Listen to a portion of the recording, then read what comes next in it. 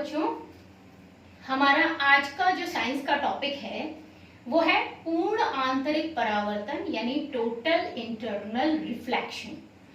अब total internal reflection यानी TIR, इसे हम TIR शॉर्ट में कहते हैं और हिंदी में हम इसे पूर्ण आंतरिक परावर्तन कहते हैं। अब आप ये सोचेंगे कि हम लोग अपवर्तन पढ़ रहे थे और एकदम से हमने ये परावर्तन फिर से क्यों शुरू कर लिया। परावर्तन तो हम पढ़ चुके हैं, लेकिन ये एक अपवर्तन की ही घटना है।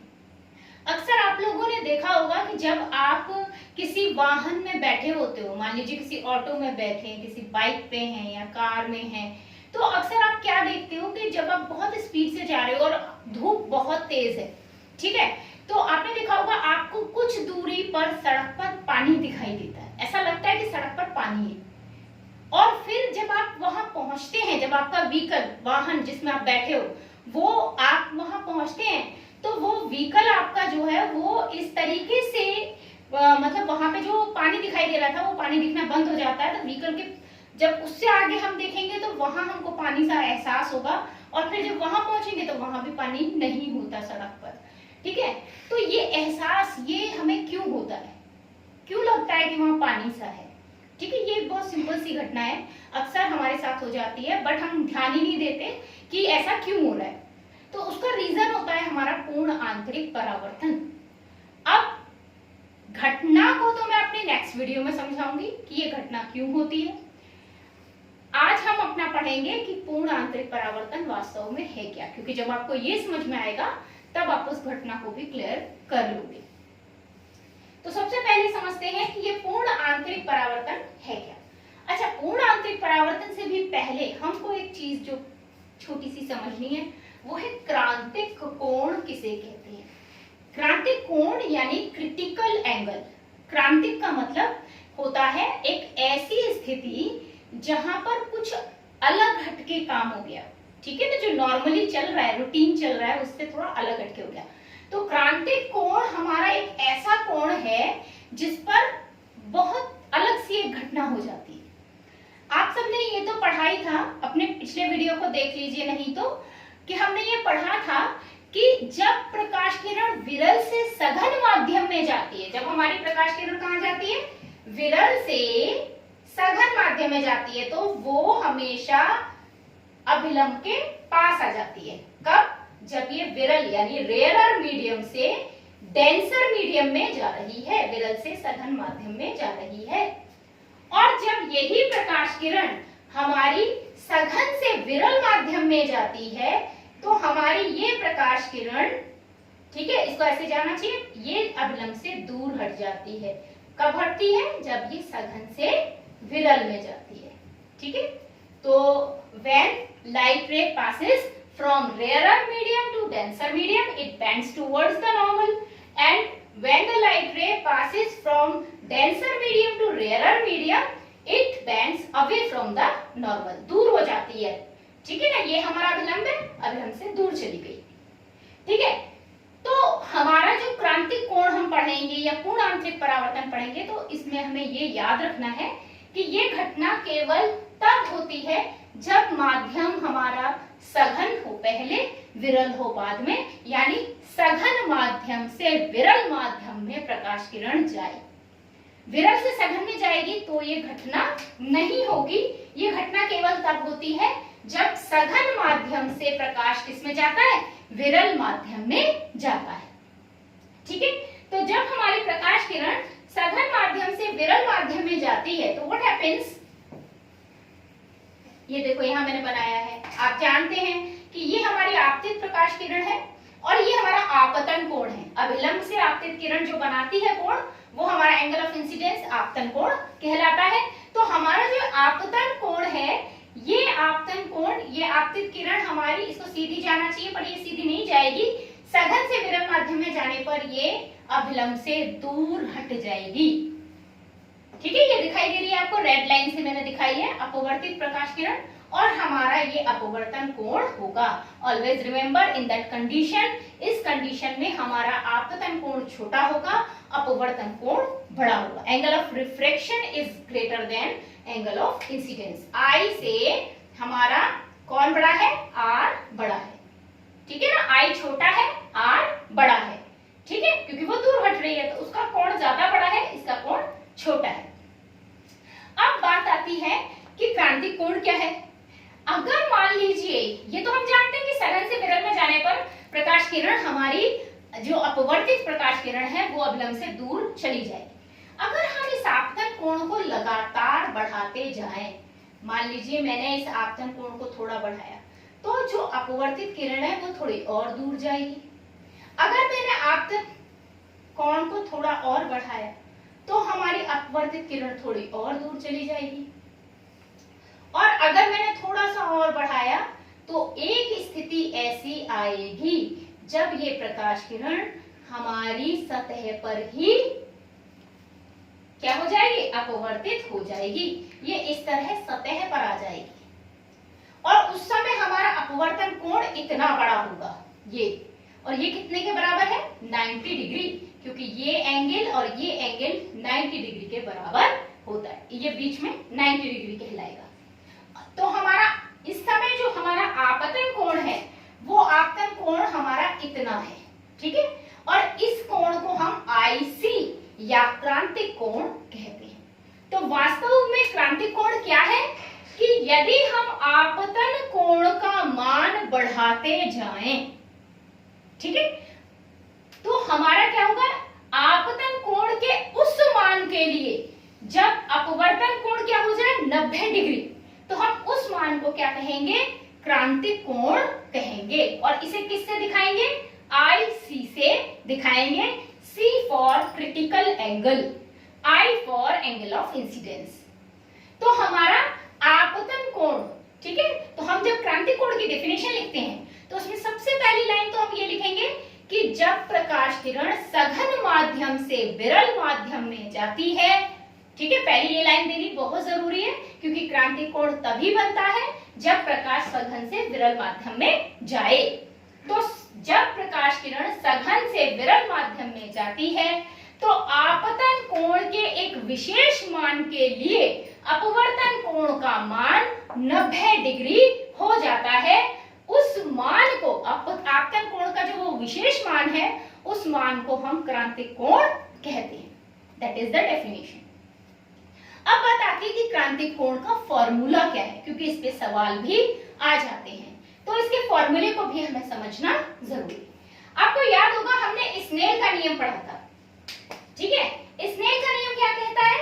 ये आप सबको याद आ रहा होगा, नहीं याद आ रहा है तो पुराने वीडियोस देखिए, ठीक है।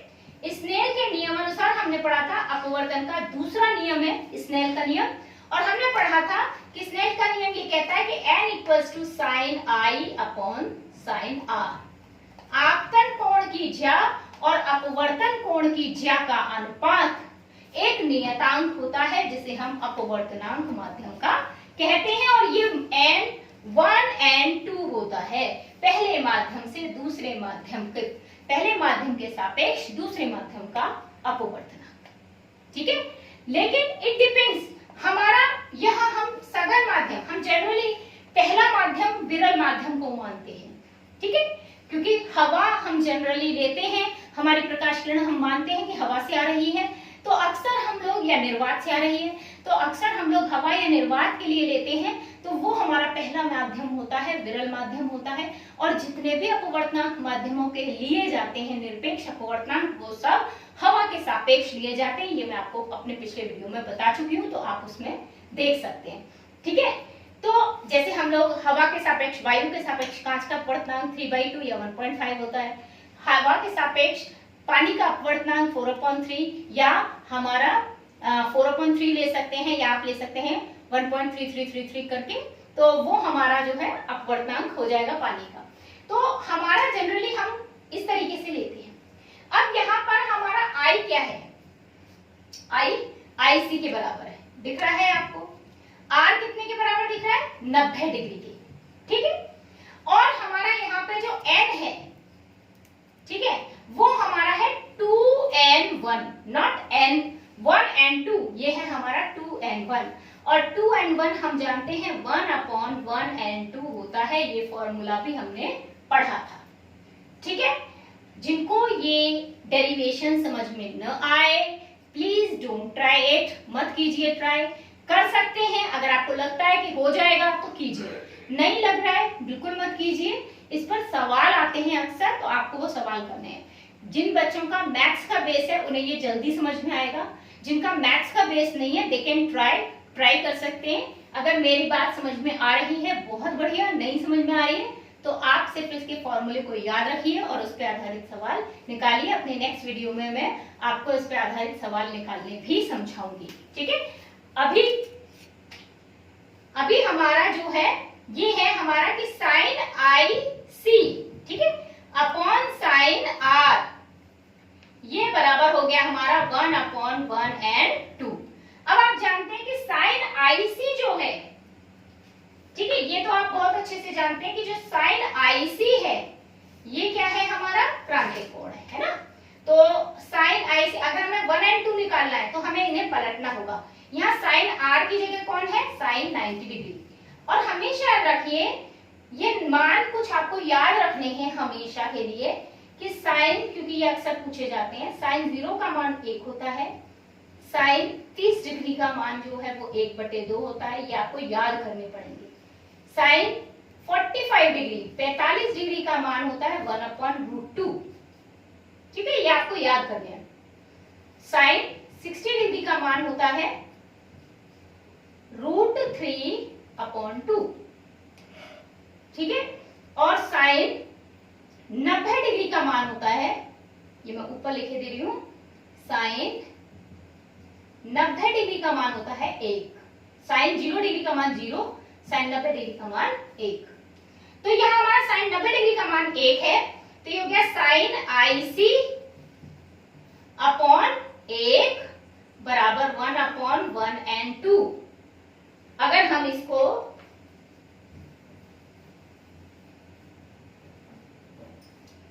ठीक है, अगर हम इसको पलट दें तो हमारा यहां हो जाएगा 1 and 2 बराबर 1/sin IC। ये हमारा फॉर्मूला है। हम यहाँ पर जो भी क्रांतिक कोण का मान दिया है वो रख करके हम यहाँ अपवर्तनांक निकाल सकते हैं, जिस माध्यम का अपवर्तनांक हमसे मांगा गया है, ठीक है। तो ये हमारा फॉर्मूला यहाँ से निकल कर आता है, ठीक है। अब पूर्ण आंतरिक परावर्तन क्या है, ये तो क्रांतिक कोण की बात हो गई। अब हमारा आता है पूर्ण आंतरिक परावर्तन क्या है। तो पूर्ण आंतरिक परावर्तन को समझने के लिए फिर से हम अपने उसी डायग्राम पर, उसी किरण आरेख पर पहुंचते हैं। हमारा किरण आरेख मैंने आपको बताया कि जैसे जैसे हम आपतन कोण का मान बढ़ाते हैं हमारे अपवर्तन कोण का मान भी बढ़ रहा है, और एक समय ऐसा आता है कि हमने आपतन कोण का मान अगर बढ़ाया तो हमारा जो अपवर्तन कोण है वो 90 डिग्री का हो जाता है, और हम आपतन कोण के इस मान को आईसी यानी क्रांतिक कोण कह रहे हैं। अब बात आती है कि अगर हमने आपतन कोण का मान क्रांतिक कोण से भी ज्यादा बड़ा कर दिया तो क्या होगा। ऐसी स्थिति में हमारा अपवर्तन कोण 90 डिग्री से भी ज्यादा हो जाएगा, ठीक है। अब 90 डिग्री से आगे तो भाई वही माध्यम आ रहा है कि नहीं आ रहा है, ठीक है, क्योंकि विरल माध्यम तो यहीं पे खत्म हो रहा है, ये सतह है, इंटरफेस है दोनों माध्यमों के बीच की, और यहां तक हमारा पहुंच चुका है। तो अगर इससे भी आईसी से भी ज्यादा बड़ा कोण हुआ, इन दैट कंडीशन आईसी से अगर हमारा बड़ा कोण होगा, ठीक है, क्रांतिक कोण से बड़ा कोण होगा, तो प्रकाश किरण उसी माध्यम में वापस लौट जाएगी जैसे परावर्तन में लौटती है, और परावर्तन के वो सारे नियम फॉलो करेगी जैसे परावर्तन में किए जाते हैं। परावर्तन के 2 नियम आप समझ चुके हैं, पढ़ चुके हैं, तो वो दोनों नियमों का पालन करेगी, ठीक है। तो हमारी पूर्णांतरिक, इस स्थिति को हम पूर्णांतरिक परावर्तन कहते हैं। तो पूर्णांतरिक परावर्तन क्या है कि सघन से विरल माध्यम में जाने पर यदि प्रकाश किरण का मान हम क्रांतिक कोण से अधिक कर देते हैं, है ना, आपतन कोण अगर क्रांतिक कोण से अधिक होगा तो प्रकाश किरण बजाय विरल, सघन से विरल माध्यम में जाने के उसी सघन माध्यम में वापस लौट आएगी, और इस घटना को हम पूर्ण आंतरिक परावर्तन कहेंगे। तो यहाँ आपने 2 बातें नोटिस की होंगी जिन्हें हम पूर्ण आंतरिक परावर्तन की शर्तें भी कहते हैं। पहली शर्त कि प्रकाश कहाँ होना चाहिए, सघन से विरल माध्यम में जाना चाहिए। The light ray should pass from the denser medium to the rarer medium. And the second one is आपतन कोण का मान क्रांतिक कोण से अधिक होना चाहिए। ठीक है, the angle of incidence should be greater than the angle critical angle. ठीक है ना, तो जो क्रिटिकल एंगल है उससे ज्यादा होना चाहिए आपतन कोण का मान, और प्रकाश हमारा सघन से विरल माध्यम में जाना चाहिए। ये दोनों शर्तें अगर फुलफिल हो रही हैं, पूरी हो रही हैं, तो पूर्ण आंतरिक परावर्तन की घटना हो जाएगी। ठीक है, इससे नेक्स्ट वीडियो में मैं आप लोगों को पूर्ण आंतरिक परावर्तन पे आधारित घटनाएं बताऊंगी, और उससे नेक्स्ट वीडियो में हम पढ़ेंगे क्रांति कोण पर कुछ सवाल हल करके देखेंगे। ठीक है, फिर आप उनकी प्रैक्टिस कीजिएगा। आज के लिए इतना ही। अगर इसमें कहीं भी कोई प्रॉब्लम है तो आप मुझसे पूछ सकते हैं। Thank you.